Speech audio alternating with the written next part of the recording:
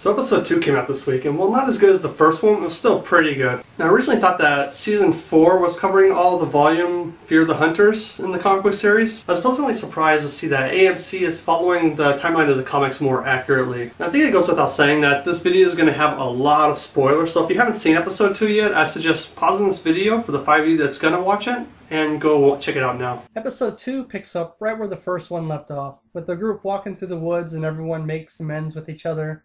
A lot of this revolves around Carol and the group getting used to having her back, as well as Carol trying to get used to being with the others. During the night, Daryl gets a sense of being watched.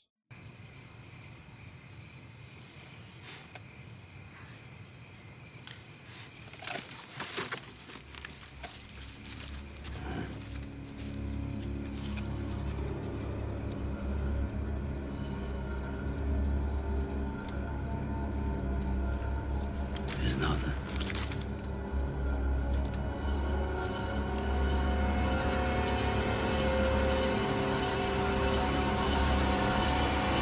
In the comics, this happens to Andrea, and after they have already arrived at the church. Shortly after the opening scene, during the next morning, the group hears someone screaming for help. This introduces the next major character, Father Gabriel. Dad, come on! Come on! In the comics, he sort of just stumbles into the group and nonchalantly says hello.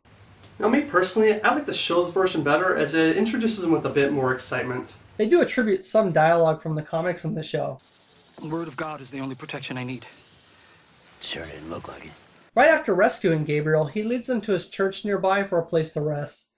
This varies a bit in the comics in that they spend the night on the road before heading to the church. Shortly after arriving at the church, Rick orders a perimeter check before they all go inside. In the comics, they sort of just walk in as guests. After searching around the church, Rick confides in Carl that he doesn't trust the father. He suspects him of hiding something, and rightfully so, as Gabriel does act very suspicious. Gabriel states he is now out of supplies, but does know one area that might have some. Rick forces him to come along and show them. This seems to be taken from the next day in the comics, where Rick forces Gabriel to escort them to a few neighboring communities in search of a group of people called the Hunters. The next day, during a search of a food bank, the group takes on a small number of water zombies in order to acquire some supplies. During the fight, Bob Stokey is bit on the right shoulder but hides this from the group. From the comics, this scene occurs the night before they arrive at Gabriel's church, where, while camping on the road, the group is ambushed by a group of walkers and Dale, who is still alive, is bit. He doesn't tell anyone as he doesn't want to scare Andrea, who is also still alive. After the group arrives back at the church with an assload of supplies, Carl has found many signs of what the preacher has been hiding. In the comics, Father Gabriel confesses right away to what he's done, saying he had no choice but to turn everyone away. Abraham gives an inspirational toast, and everyone agrees to continue on to Washington. Rick tells Gabriel he knows he's keeping a secret, but Gabriel still keeps quiet at this point. You're hiding something, and it's pretty obvious it's something you can't hide from. That's your business. But these people are my family. And if what you're hiding somehow hurts them in any way,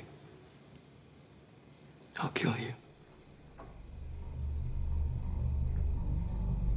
As the group celebrates, we find Carol and Daryl outside, and they take off from the group as the car from the last season that took Beth drives away. As I talk about in another video, I believe this group works for Negan and are taking Beth back to his complex. Bob Stokey is also outside, clearly upset.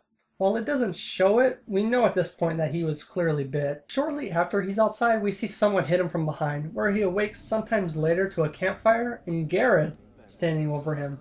He gives a chilly monologue to Bob shortly before the camera zooms out, showing Bob with a missing leg and a few of the remaining Terminians sitting around eating meat, with a final shot of his leg being cooked on fire. A man's gotta eat.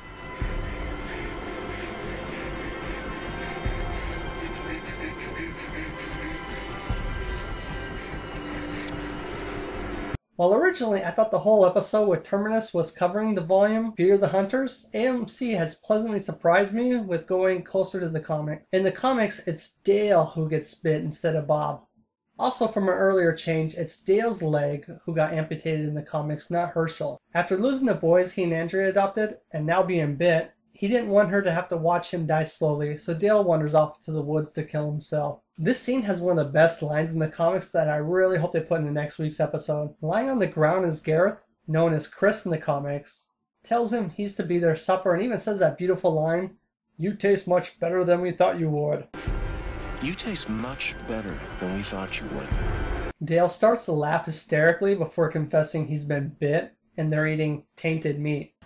Now, I don't want to give too much away and possibly spoil some scenes from next week's episode, so I'll wrap it up here. So what are your thoughts on this week's episode? Do you think the group that took Beth works for Negan if he's going to make an appearance? Leave your comments in the section below and please subscribe if you like these.